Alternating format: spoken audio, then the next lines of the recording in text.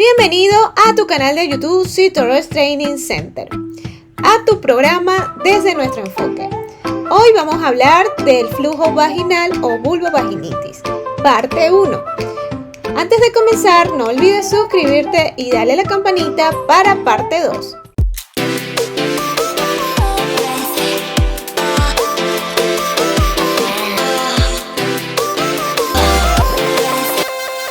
Antes de comenzar, definamos qué es el flujo vaginal. Es simplemente una descarga genital y una de las causas más comunes de consulta ginecológica. Este puede darse por dos motivos fisiológicos o patológicos. Veamos. Es probable que el ciclo menstrual ocasione ciertos flujos normales vaginales, pero cuando estos flujos son recurrentes, ya serían unos flujos vaginales patológicos. Ahora bien, cuando hay flujos vaginales desde el punto de vista fisiológico, se puede por una razón evaluar cambios en la flora vaginal normal, ¿ok? Que ocasiona estas descargas o flujos vaginales. La flora vaginal normal va a estar protegida por un ecosistema que va a equilibrar y va a mantener una vagina saludable. Eso conlleva a que el epitelio o las células estén normales y no haya algún organismo patógeno colonizando todo ese ecosistema. Y normalmente lo que son los bacilos de Döderlein son los que mantienen el pH vaginal normal para que no haya ningún tipo de descarga normalmente, sino cuando toque durante el ciclo menstrual. También, de otro el punto de vista fisiológico, este tipo de descargas puede realizarse cuando hay un pH vaginal alterado, ¿ok? Lo que crea un medio o un ecosistema desfavorable para que entonces agentes infecciosos puedan entrar y afectar o infectar la vagina. Asimismo, también otros efectos fisiológicos como anticonceptivos orales, el uso de tampones, entre otros, puede ocasionar entonces las descargas vaginales.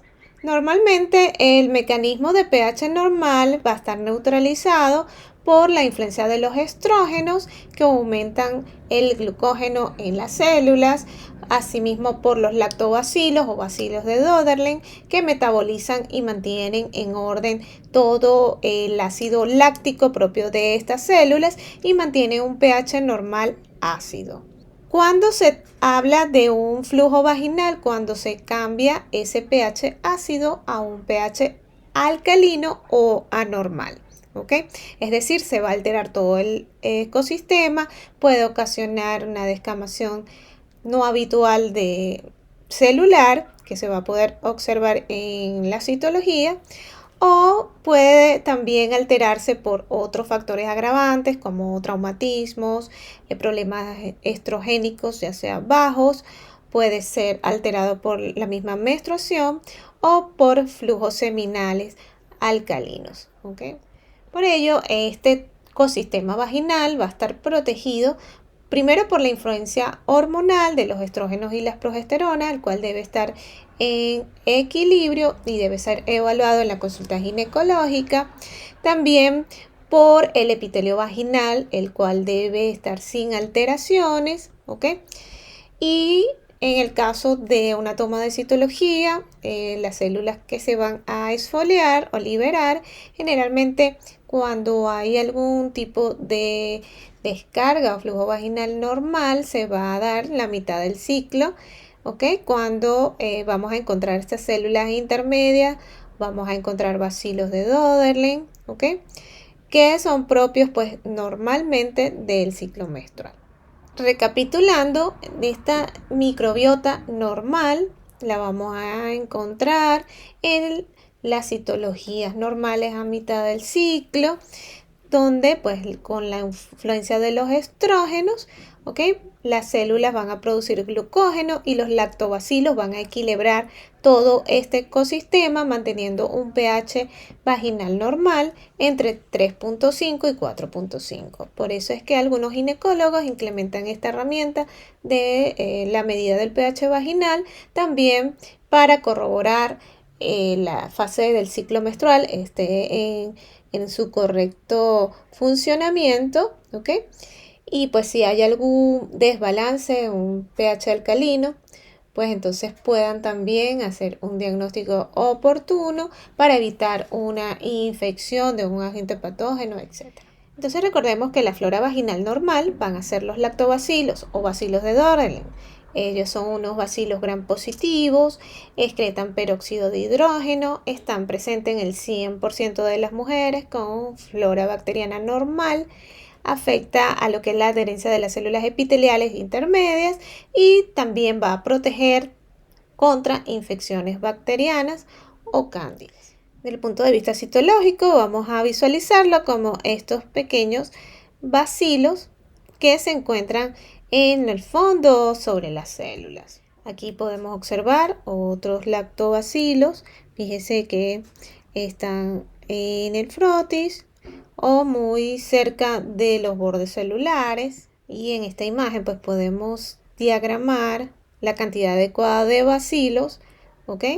Para que proteja todo el ecosistema vaginal, y cuando hay una disminución de estos bacilos pues pueden agentes patógenos entonces contaminar todo el ecosistema. Cuando este pH vaginal es alterado, entonces pueden contaminar este ecosistema vaginal diferentes organismos patógenos como estreptococos, estafilococos, Escherichia coli, micoplasma, entre otros.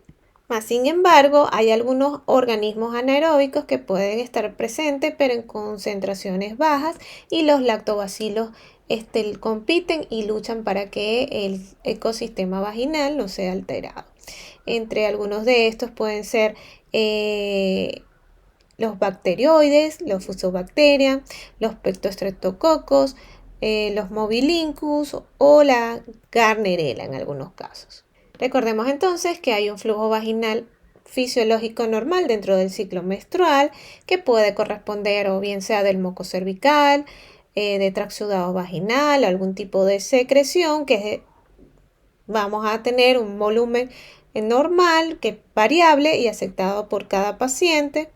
¿Okay? Lo importante es conocer cuando hay una secreción vaginal excesiva, sanguinolenta, que sea de algún color que no sea translúcido, sino que adapte una coloración verdosa, amarillenta, o que pueda tener un olor que es característico de algún agente infeccioso. Generalmente la secreción normal o el flujo vaginal normal es blanco a translúcido, escaso o en algunas pacientes abundante, y es bastante acuoso durante la ovulación. Generalmente el flujo vaginal fisiológico es una pequeña cantidad de color transparente, consistencia no homogénea, no huele a minas. Generalmente se da cuando el pH está equilibrado y hay un predominio de lactobacilos cuando es la mitad del ciclo o la ovulación. Recordemos entonces que el flujo vaginal o la descarga vaginal es fisiológicamente normal. Hay muchos factores condicionantes para que este flujo exista y dé una protección, vamos a decir, a todo el ecosistema vaginal. Él va a permitir integrar las diferentes mucosas de los diferentes epitelios, ¿ok? Producir normalmente las hormonas ováricas, y la presencia de lactobacilos es totalmente normal cuando no se altere el pH ácido vaginal, que como les dije puede ir de 3.5 a 4.5. Generalmente el flujo vaginal se va a ver incrementado cuando se asocia a cambios hormonales, generalmente los estrógenos altos, donde hay una ovulación en cascada. Puede ser por el uso de anticonceptivos orales, por el embarazo o por algún tipo de lesión o estropión en cuello uterino. También puede ser incrementada por ejemplo, en los casos de transudado vaginal incrementado por la excitación sexual, por la irritación química de algún medicamento o tratamiento o por la realización de algunas duchas vaginales. También puede ser por la misma secreción uterina durante el ciclo menstrual o durante la fase premenstrual o postmenstrual o por algún tipo de patología a nivel de suelo pélvico o del útero, o también por alguna alteración psicosomática o psicológica desde el punto de vista patológico del paciente. En el caso del efecto estrogénico en cervix, que es cuando generalmente se ve alterada el flujo vaginal, vamos entonces a encontrar que la unión escamocolumnar, que es la que une ambos epitelios, pues se puede ver lesionada y podría entonces también ocasionar algún tipo de lesión. También el flujo vaginal puede ser incrementado por un tipo de lesión como granuloma, por algún tratamiento con cirugía, por ejemplo, después de una histerectomía o algún parto por cesárea, etc. Ahora veamos cuáles son los factores que alteran el mecanismo defensivo vaginal para que ocurra un flujo vaginal. Fisiológicamente, todos los que hemos visto anteriormente, más generalmente pues cambios hormonales o la menstruación. Y patológicamente, pues, ¿qué factores van a alterar este ecosistema vaginal? Pues la penetración masiva de gérmenes externos o internos, la realización de lavados vaginales puede también alterar el pH vaginal y la penetración de estos gérmenes es mucho más posible, ¿ok? Asimismo, pues la introducción de cuerpos extraños, ¿ok? O enfermedades preexistentes como enfermedades inmunosupresivas como el VIH, diabetes o condiciones como el embarazo. También trastornos hormonales, como el caso de la menopausia, o si estás en un tratamiento con antibióticos o prácticas sexuales promiscuas, también entonces pueden alterar el ecosistema vaginal y producir un flujo vaginal alterado. Entonces, todas estas razones anteriormente descritas van a dar un flujo vaginal patológico que debe ser analizado a través de una citología o un cultivo vaginal. Entonces, recapitulemos un poco lo que hemos visto anteriormente. Este flujo vaginal va a ocasionar, en los casos de que sea patológico, una vaginitis. En el caso de la presencia, pues, de algún agente patógeno, ¿ok? O vaginosis bacteriana cuando hay un cambio en la flora vaginal. Dependientemente, tenemos que saber los datos clínicos para entonces saber si se trata de una infección por bacterias, por hongos o por parásitos. En ambos casos, tanto en vaginitis como en vaginosis, va a haber una respuesta inflamatoria por nuestro sistema inmune y las células blancas se van a ver incrementadas. En los casos de las vaginosis bacterianas ya la respuesta inflamatoria es más mínima y las células blancas del sistema inmunitario pues también son más escasas. Y por supuesto entonces baja la concentración de lactobacilos, que eran los que nos protegían de esas de ese equilibrio del pH vaginal y da entrada entonces la patología a otras bacterias que pueden colonizar entonces las células y van a ocasionar una infección por Gardnerella vaginalis. Ahora, es muy importante a la hora de investigar la presencia de flujo vaginal que seas evaluado por un profesional de salud calificado, ¿ok? Que estudie tu historia clínica, te realice el examen físico y las investigaciones en consultorio que conllevarían a estudios como el de la citología o bien como cultivos bacteriológicos. ¿Cuál es el perfil de alto riesgo para un flujo vaginal patológico? Siempre está asociado a los cambios de parejas frecuentes,